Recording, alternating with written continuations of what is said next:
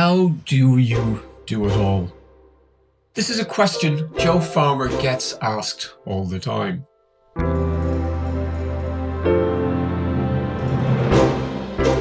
Joe is the joint managing partner of Lewis Silkin, one of the UK's most creative and high-profile legal partnerships.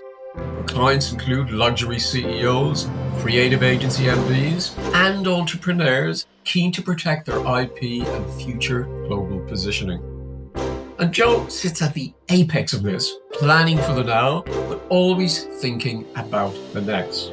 This is why we're chatting about leadership, about insight, but also about how Joe can help me on my quest to unpack what it means to be a strategic foresight leader and the talents, the skills, and the instincts needed to honor this title.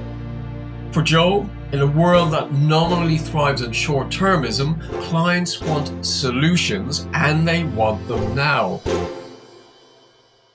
But as she says, foresight leadership is all about being able to manage these multiple perspectives and this short-termism while sitting in the now, but always thinking and considering the next. She also sees herself as a custodian of the future, ensuring that her firm doesn't hit the iceberg, as she tells me, by ignoring those looming signs, shadows, and shifts in temperature coming through the fog of tomorrow. And this is where our sensibilities, I think, bifurcate from the norm. Management, she says, is about problem solving, while foresight leadership is all about diagnosing unclear problems, holding and challenging and testing uncertainties, exploring root causes, and letting issues ferment until solutions begin to emerge. How do these solutions emerge? Well, as we shall see, through mind mapping and visualization, and a technique I sometimes use myself, by walking side by side with the chief stakeholders in a challenge so that everybody can see the same horizon and similar obstacles at the same time. I'm Martin Raymond, and I'm continuing my journey with Joe Farmer, who begins our conversation by discussing her first learnings about leadership.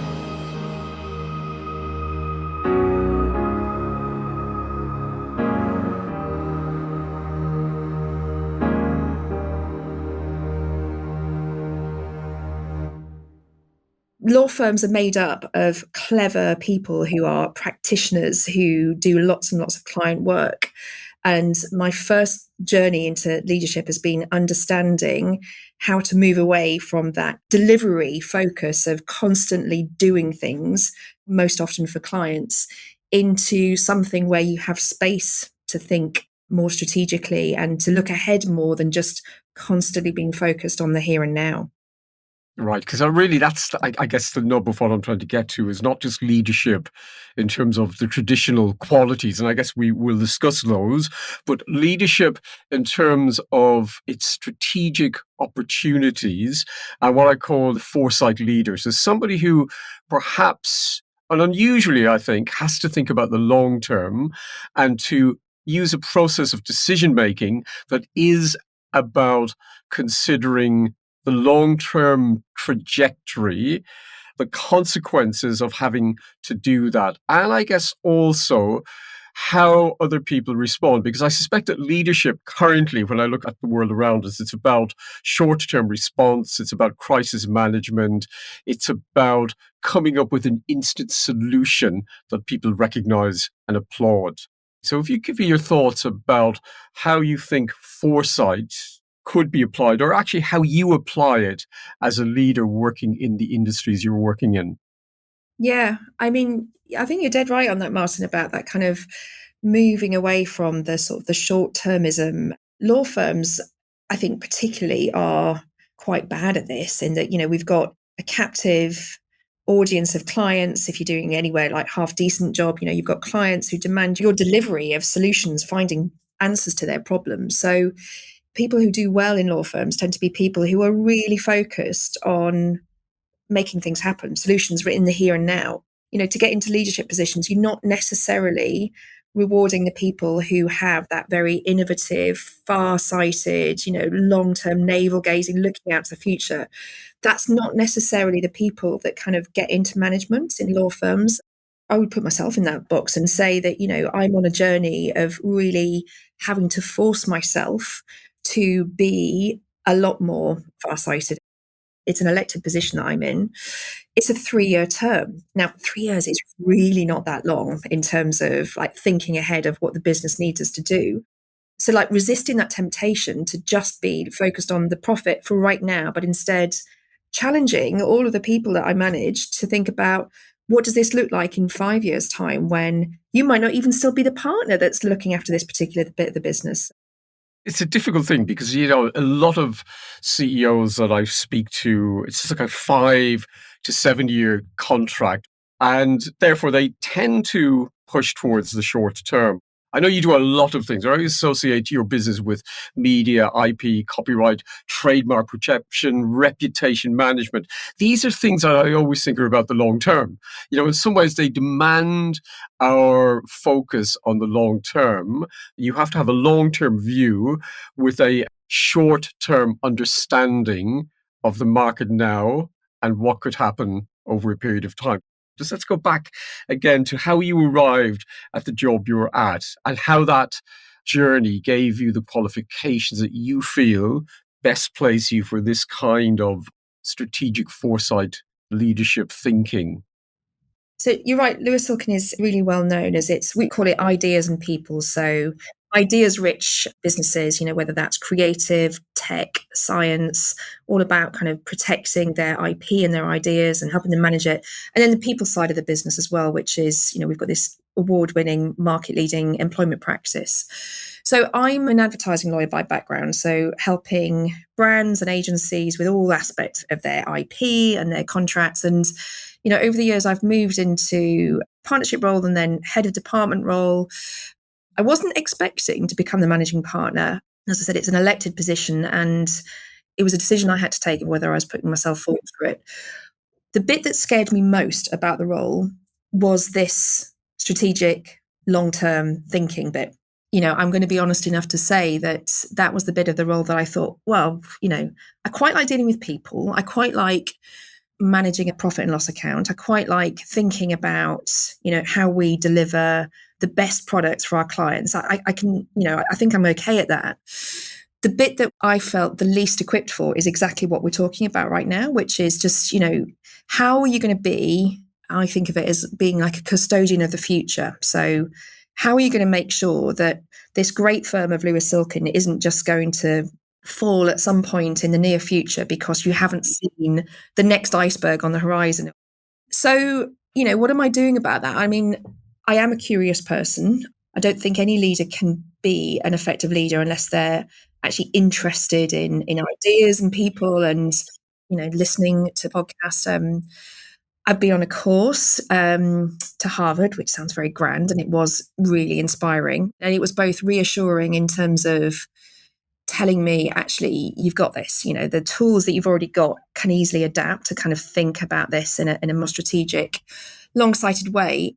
And the other thing I'd say is that I've just learned that I have to build time in for this. And it's a really simple thing of, there's no beginning, middle, and end when you're in leadership. Like, you're never going to get through your to-do list and go, oh, tick, done, I'm finished for the week now. That's just not. Yes, a perpetual motion wheel where you never get off. Indeed, yeah. And so with that, there's almost a freedom in that, though. Like, once you've kind of got that into your head, you sort of have to respond, I think, and say, right, I have a duty to carve out time for myself. Everyone has a different way of doing it. Mine is Fridays is, by and large, no meetings unless there's a crisis. It's sometimes me on my own, sometimes me with a couple of very strategic people who I bounce ideas off with, just thinking about things. So I think it's interesting that you have corralled off that time for thinking. I think a lot of CEOs expect or are required to do it on the job. You are doing thinking, decision making.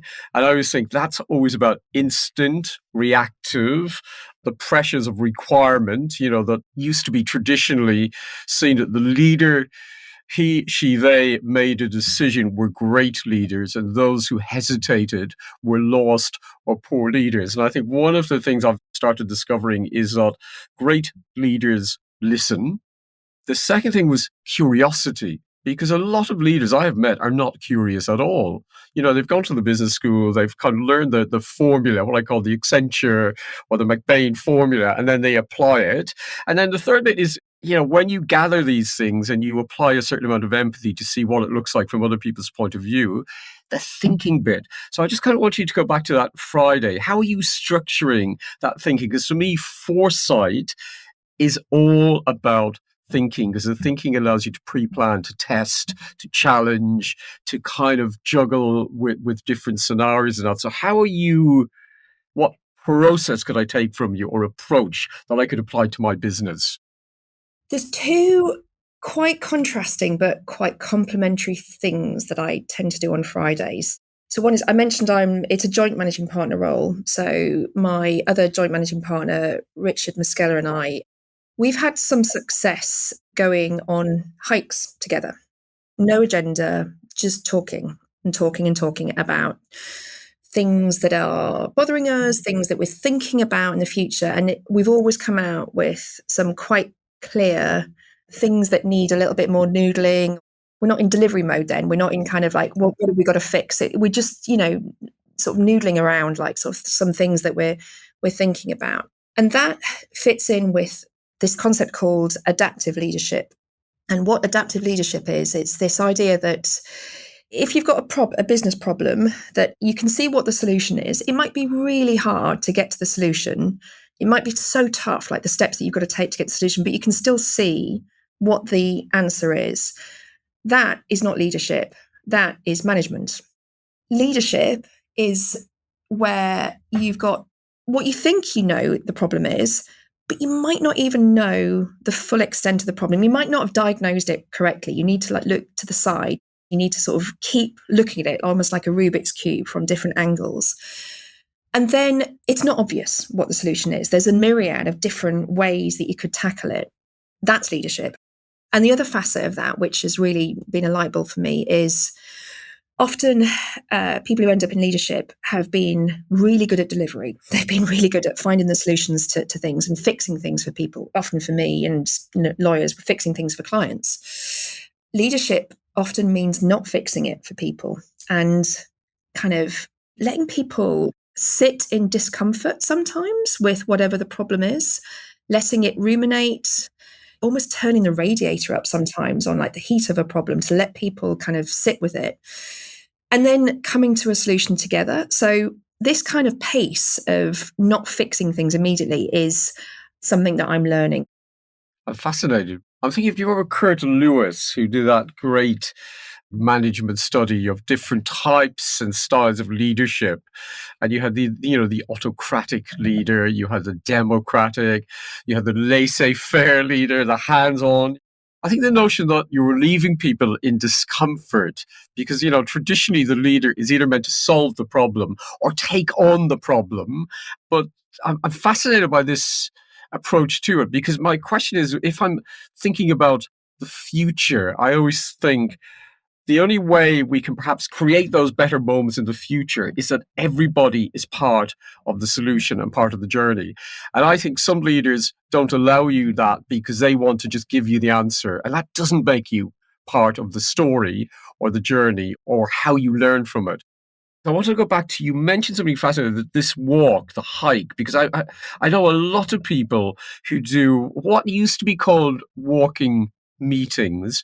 And I go, meeting is just a meeting, regardless of how you do it. But reflecting, and that's gentle ball play you get while you're on a hike together. So I'm just wondering, is that sort of a deliberate thing you do, hiking, or was it just something that you've accidentally fell into and have discovered it's a great way to reach these views of tomorrow? Yeah, it wasn't accidental. Both Rich and I run. And I only discovered running quite late in life when I was sort of in my early 40s. And what I discovered through my friends that I run with is this running side by side when we're doing like long runs and you're just chatting to one another. I have really, really in-depth conversations with, more in-depth conversations with my running friends than I do with some of my best friends that I've known for like 30 years. And it's because of the, like, you're side by side, there's a shared horizon, you're not looking, and even though I would say these are very good friends, we can definitely maintain eye contact, but there's something about the fact that you're looking ahead that frees up some style of thinking. I think it's deliberate that we don't have an agenda. The first time we did it, it was a bit like, what are we going to talk about? Because we're so used to, again, being in meetings where there's a purpose. But it's just works. And it is a good bonding exercise as well. We sort of tend to do a fairly decent chunky hike and then have a nice lunch. It's a great way for us to just think more freely. The second way that I do it, though, so there's that. The other one is either reading or playing with something like Canva or PowerPoint and just, mapping out a few things that are starting to kind of cogitate on and, thinking a bit more visually, like on a mind maps type style. But all of those things you're kind of gathering and cogitating, which could be those reflective conversations. And also, I think the notion of fermenting, because I suspect that one thing in leadership is that because it's usually about immediacy and about a requirement to respond, and the decisive leader is a great leader, that I think cogitation and fermentation, which we sit, it's like making a great stew. You can't make a great stew by just throwing the ingredients into a pot and leaving them there and then coming back 10 minutes later. There's a process. And I think this is where the way you were even thinking about it, to me, suggests that walk, because there's a time factor involved in that walk or that moment, which has to be about fermentation. You're settling with an idea, you're looking at the horizon, you come back to it, you play with it. When you then take that back to your office work, what positives do you think it gives you, and how does it help you think and behave differently when you're asked for those day-to-day responses? Yeah, so I think on a personal level, it helps me because, the conversations will often go into things that are actually starting to trouble me. And then by fermenting it in that way, you're then, even if you're still like sitting with that problem and you're still going to be troubled by it over whatever the next time period is, at least you've started fermenting it, in this case with me, with my joint managing partner, and you started to map out like what it's going to look like to fix it, or the time frame that you're going to sit with it before you fix it.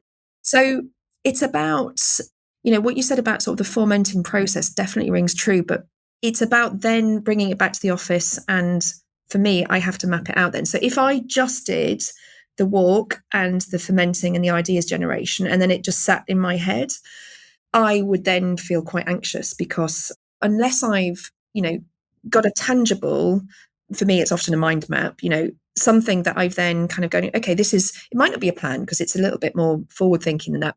I can point to and go, right, that's the output. I don't know. I feel a bit like, was it a waste of time? Am I going to forget those ideas? I have to find a way to put it down.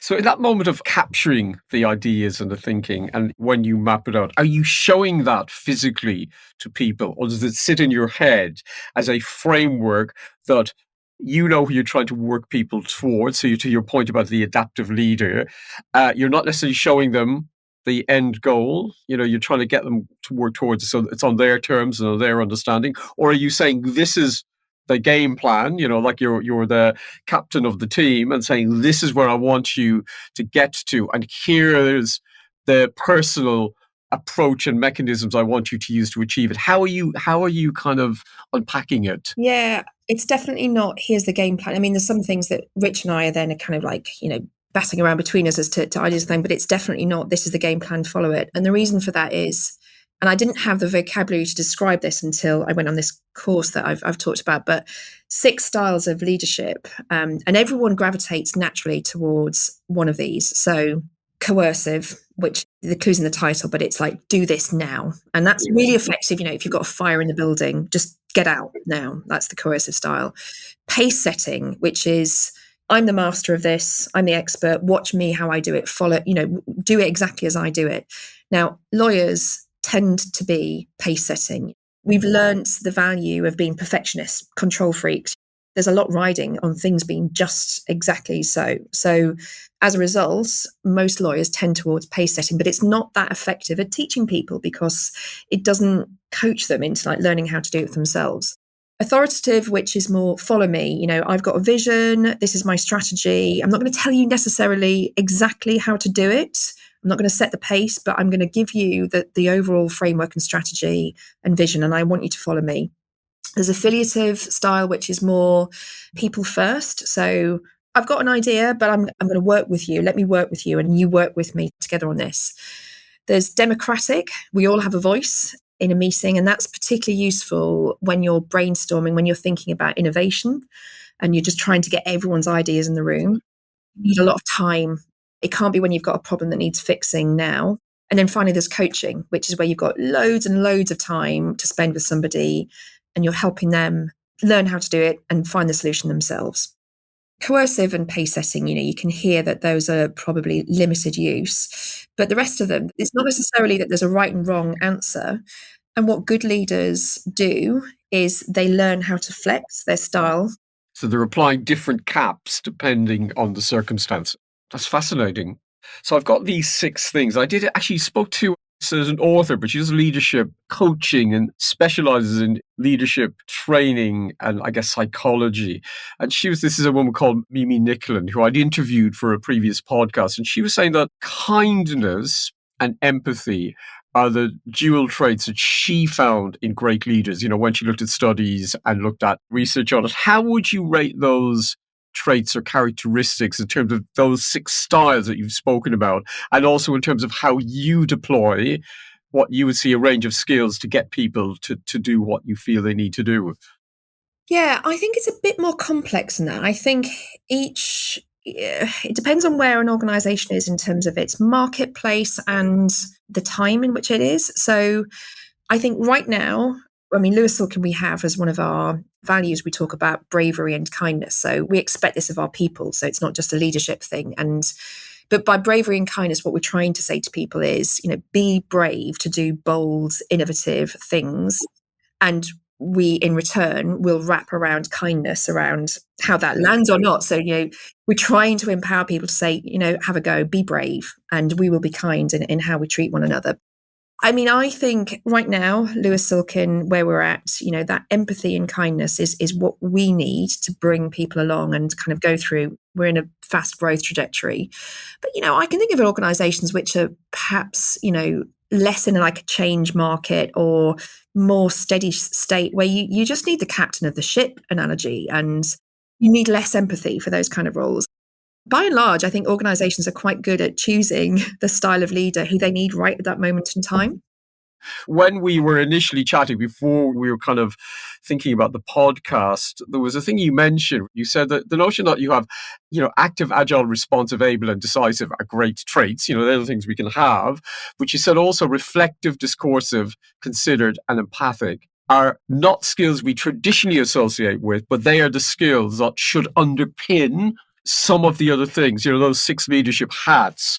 And I thought it was quite telling, because increasingly with the complexity in organizations and the fact that uncertainty has become the norm and polycrises like the everyday kind of activity in the boardroom, that we can only but think for the long term, because it's a bit like being stuck in the doldrums, that long term will give us a trajectory to get to and a place where short term helps, but it's not going to save the ship.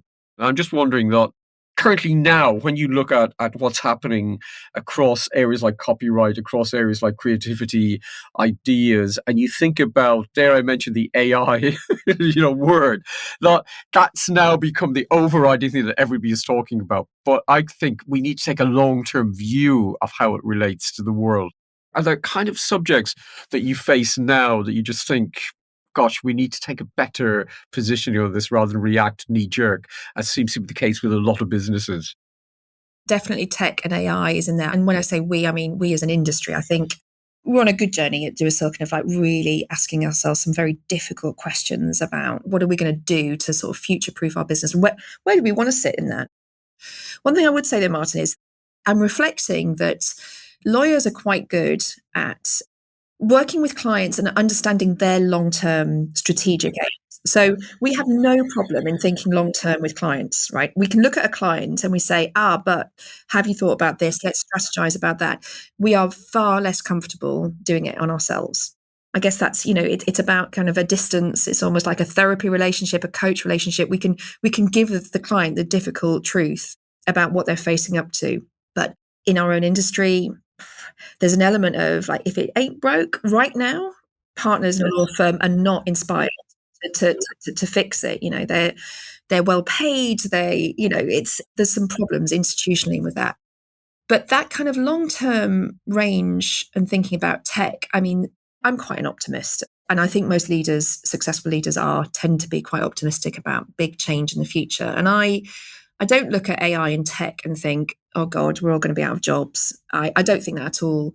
I think we've got challenging questions to ask about the nature of training and how juniors get trained up in a world in which the fairly administrative, quite, mechanical jobs that we all cut our teeth on as would-be lawyers to get us into the way of thinking of like the judgment and the experience that the more senior lawyers had, that kind of route into understanding like how a big document works is going to be gone. It's already pretty gone. So there's some interesting questions around how we skill up the next generation. And there's some unfortunate truths to be had about what the shape of law firms are. There will be less lawyers needed in the future. Is it the end of law? No. Change always requires lawyers to then think and strategize about how regulation is going to fit in. I'm more interested in thinking about what's the future areas of law that we don't even know about yet. Not at all. And I am fascinated like you because I think about currently the areas where there will be most business and most openings will be, data privacy, managing copyright, managing the whole notion of how copyright sits in the metaverse, how, for example, AI relates to extrapolation. Person A writes a book, AI is given the book, writes the sequel, which is already happening. Who owns the original copyright? Is it split? Is it shared? The characters, if a character is taken out into the metaverse and sold off into a gaming universe. So I think the opportunities are huge, but it will require, I think, somebody to really investigate and know more about a future which a lot of people either have a limited knowledge of or have a view that it's a threat rather than an opportunity. So how do you think leaders can help their teams and their colleagues to see this thing in a intriguing way rather than at the moment where actually I spoke to somebody who just said these things are threats and our job is confinement or control. So they weren't seeing it in terms of let's see how the mercury flows, it goes everywhere and let's look at the pattern and the consequence. They were seeing that, I think they used a militaristic term, Cold War term, containment, that these things need to be contained. And law is built around containment, not built around observing the opportunities. I mean, how would you respond to that sort of thinking or viewpoint? Yeah, I recognize that. I think I'll give a specific example of something that I'm looking at right now. So lawyers traditionally have charged by the hour. We're famous for it, right? It's a time-based product. Now, actually, more than 70% of the stuff that we do these days at Lewis Silkin is fixed fee or some kind of different. It's those days of like just sticking the clock on and turning it off and sending a bill without any cost update. They're kind of gone for most areas of law anyway. And yet that kind of commodity of time, it's still the way that we have structured ourselves traditionally. So, for instance, we still have targets for our lawyers. They're a lot lower than lots of our competitors, but we still have an annualized, this is the hours that we'd expect you to bill. We're still sort of, lagging behind in terms of our structure. So with that in mind, let's say you could do a certain type of agreement. It would ordinarily take you 15 hours to do. And there is an expectation from the client that 15 times your hourly rate, that's around about the cost that the market would pay for that particular agreement. Now imagine that there's a tech product that's coming in that can do that in like instantaneously with with maybe half an hour of a paralegal's time to do. And it doesn't give you a bespoke output, but it's good enough. How do you incentivize lawyers who are rewarded and bonused for hitting their hours target to take a path which means that they're not going to log their time into the system. You could say, well, they've got to do that. I mean, it's just bonkers. But actually, I think as a leader, I'm using that as an example to say, as a leader, I'm realizing that I need to kind of clear out the structural blockers that impede that kind of futuristic thinking. So it's finding a way to record that in a way which rewards the individuals who will be using it, because we need them to experiment with these tools to understand how best to use them. I'm just kind of aware of timing. And a couple of things was asking, and again, some people maybe think there isn't an issue here, but I had one conversation with, a male leader, female leader, other, this notion about, does gender, however we define gender, does that make a difference to how we not just choose a leadership style, but become leaders and are seen by others as leaders? What are your thoughts on that? And as a lawyer, you don't have to answer. I mean, I think I'm still working on my own hypothesis and answer to that question. I suppose, like, I'm going to say my age because it's relevant. So I'm 49, and the reason why that's relevant is I feel quite fortunate at the time that I've come in as a female. I've never felt held back because of my gender. I've always felt a land of opportunity. I've been really fortunate in choosing Lewis Silkin to be my home because it's always been quite forward thinking about things like parental leave. And in fact, when I was on maternity leave for my twins, I made partner, which was like unheard of at the time. That just didn't happen in 2008. So, I've never felt like the gender question has been something that I've really engaged with too much. But now as a leader, I am much more intrigued by it. Now, there's an obvious answer, which is I think women tend to be a bit more practiced at being vulnerable and showing their vulnerability. It's something about playground politics. It's something about like slightly people pleaser tendencies that goes with it. There's all sorts of kind of reasons for it. And I think, women have probably, as a very general level, have high degrees of emotional intelligence. They're quite good at like listening and reflecting and bouncing off other people rather than being sort of as fixed in their views. I mean, having said this, Rich Muscella, who's the joint managing partner, is one of the most adaptive, emotionally intelligent people that I know that's good at this. So it's definitely not like an either or. But I think there is something about that vulnerability. And, I've played around with being a bit more out there about some of my own personal vulnerability since becoming managing partner. And like the feedback that you get from people of the gratitude of being honest about some things and not pretending that you have all the answers and not pretending that it's all easy it feels like there's something in this.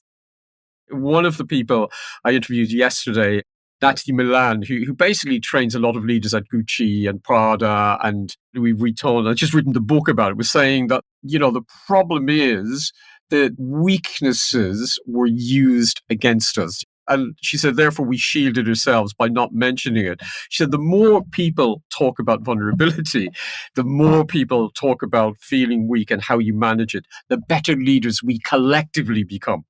She said, this is the thing, rather than freezing it out, is to occupy it.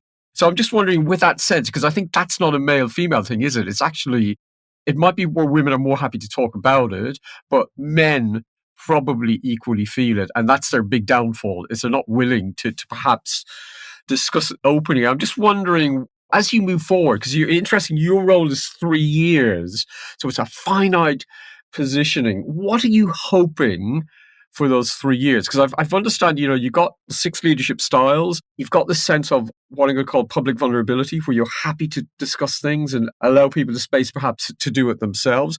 What are you hoping to achieve? So what is your kind of objective over those 3 years? And what is the legacy you would like to believe? And I think one sits into the other. Yeah, and I will answer it into two parts because it falls neatly into kind of what I'm hoping for the firm strategically, and then the legacy bit like strays a bit more into sort of a more individual thing. And so the first bit, what I'm hoping for strategically for the firm, and I said earlier on about how I think organizations are good at choosing leaders at the point in time of what they need at that time. So at this point in time, what Lewis Silkin needs, I believe, is we've kind of moved up, like we talk about moving up the value chain, like the problems that we do at the moment, whereas a decade ago, you would have come to us, Martin, and said, I need a corporate lawyer this week. And you'd come to me next week and you'd say, I need an IP lawyer. The problems that we're dealing with clients are no longer as easy to sort of segment. Clients come to us with knotty, difficult, hard to diagnose, adaptive kind of problems themselves. And they just want to come to you and go, you're going to work out the team that helps me with this. And therefore, Lewis Silkin needs leaders who are good at making the organization come together, which involves showing a bit of vulnerability, working as teams, not working in a siloed kind of individualistic way.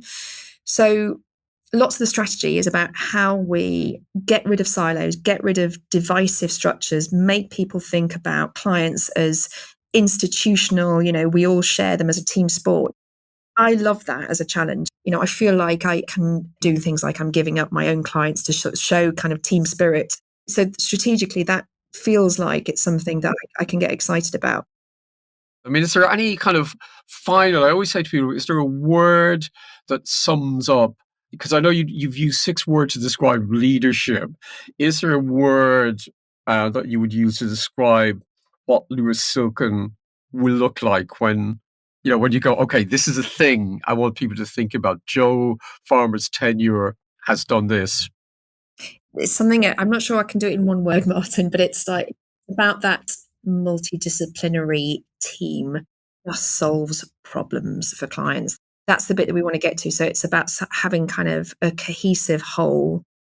When we're talking about that kind of competition that you get in law firms and in lots of organizations, I was reflecting on what you were saying, and it's kind of, as Lewis Silkin evolved, systems that we had in place when we were much, much smaller were all about inspiring people and motivating people to hustle for business. So somebody's going to go out there and find clients, find new clients that we're going to do some work for. So our systems and reward structures and incentives, naturally, were about that kind of finding mentality. So, like a sole practitioner, you're out there hustling, finding work. We've outgrown that now. And we need to be reflective of the fact that we're a £100 million business, that we need people to see this as a team sport always. Everything that I do now is trying to make sure that we've put the right structures in place and inspiring people to go, you know what, we're in this together. Well, that's a good point to end the conversation, I think. Joe Farmer, many thanks for chatting to me, and also just for unpacking leadership in such a different way.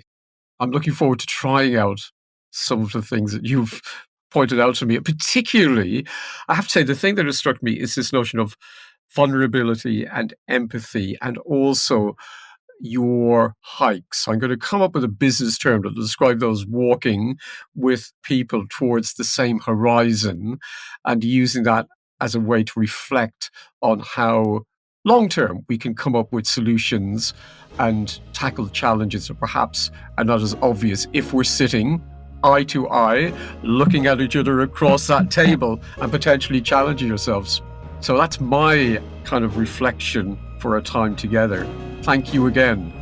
Thank you very much for your time, Martin. I really enjoyed this.